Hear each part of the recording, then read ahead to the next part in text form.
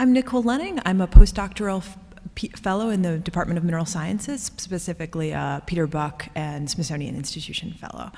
And my talk today is on making pocket-sized planetesimals, petrological experiments on meteorite samples. I want to start with a little bit of background on meteorites. Most meteorites come from our solar system's asteroid belt, which is located between Mars and Jupiter, and they're knocked off of their asteroids, and if then these pieces knocked off of asteroids become Earth-crossing, they can fall to Earth as meteors, and if they make it to the surface, they become meteorites, many of which we have in our collection. So what are asteroids made out of? We have pieces of meteorites to look at them, and we know from this that they are some of the oldest things in our solar system, that they come from bodies that formed before Earth and the other terrestrial planets. And these primitive materials include things like solar nebula sediments, if you will. These are things that precipitated directly out of the nebula, as well as things that went through iterations of melting and remelting and processing as material in the solar nebula. So these were the first geologic samples in our solar system. And then all of these solar nebula sediments accreted to form slightly larger but still relatively small bodies called planetesimals.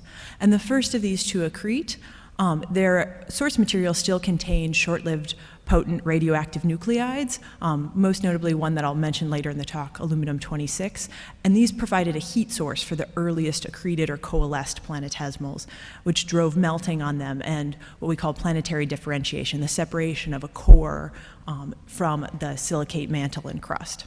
Whereas bodies that accreted a little bit later, after most of the short-lived radioactive nuclides had mostly decayed, are the best archives of the solar nebula sedimentary material, and they also provide a good analog for the starting material of the earlier planetesimals that differentiated. And in the experiments I'm going to talk to you about today, I'm actually going to melt samples of the later formed bodies, the bodies that still have these primitive solar nebula sediments, to then replicate the differentiation process.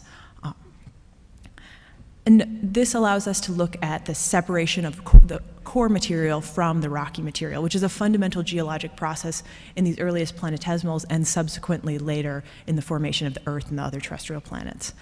And this is a question that's of interest to people like me, meteoriticists, cosmochemists, but also to astronomers who study the formation of solar systems elsewhere in our universe, and to people who are interested in parts of the Earth that you can't directly easily look at, such as the deep Earth, that knowing the starting composition of the Earth is important for, because these are likely the bodies that went into forming the Earth.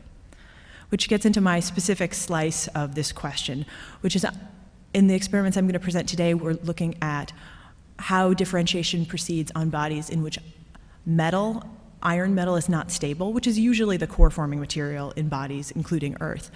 But we have some crustal basaltic samples that indicate they came from bodies where metal wasn't stable, and so they likely had cores of different compositions. So how does differentiation proceed on these types of bodies? And so what I did is I melted relatively small, as you can see from this picture, samples of meteorite material in a high temperature furnace in the Department of Mineral Sciences. And this is a picture of part of one of my experimental charges. It's a backscatter electron image taken on the scanning electron microscope in this museum. And in backscatter electron images, the grayscale is related to mean atomic number, which roughly translates to density. So the whitest light-colored things in this image are the most dense, ballpark-wise at least, and then the darker are less dense. And so you can see here the white is the iron-nickel sulfide liquid, so on these bodies they would have a much more sulfur-rich core. We also have lots of olivine crystals, which would correspond to the mantles of these bodies, and olivine is also an important mineral in Earth's upper mantle. We have what is quenched liquid and becomes glass once we quench it, which corresponds to the basaltic, that outer crust of these planetesimals, and is broadly similar in composition to the type of rocks currently forming in Iceland and Hawaii right now. And then we had a mineral that was kind of a surprise, this mineral called hercynite, which is an aluminum-rich oxide. And this led us to consider where the hercynite would end up in differentiation of bodies like this. And the hercynite is more dense than both the basaltic liquid and the olivine, so it would likely end up in the lower mantle of these bodies or outer cores. And getting back to that short-lived potent radioactive nuclide, aluminum-26, the minerals that host and carry the aluminum are going to control the distribution of heat in these differentiating planetesimals. So having the aluminum in a denser phase actually will change the thermal structure of this type of planetesimal rather than the ones that we're more familiar with that are more like mini-Earths with a more iron-dominated core and a less sulfur-rich core. Thank you for your thoughtful attention.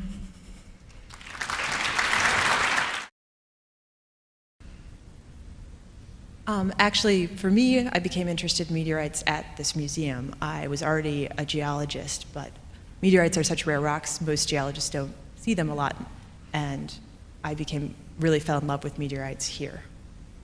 Has Hersenite been found in any natural meteorites? It has, but not the ones I'm melting, actually. So the ones that it's been found in are CO and CK chondrites, which have different oxidation states. And it's been found mostly as a metamorphic miscibility phase from magnetite, so rather than a magmatic crystalline phase, crystallizing from a melt phase as we see in the experiments.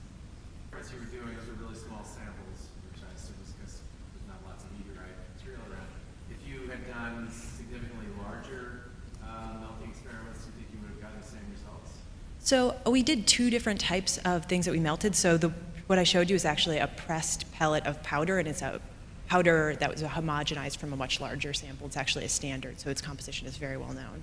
And then we did do some on chips because we wanted to see some textural effects of the natural samples.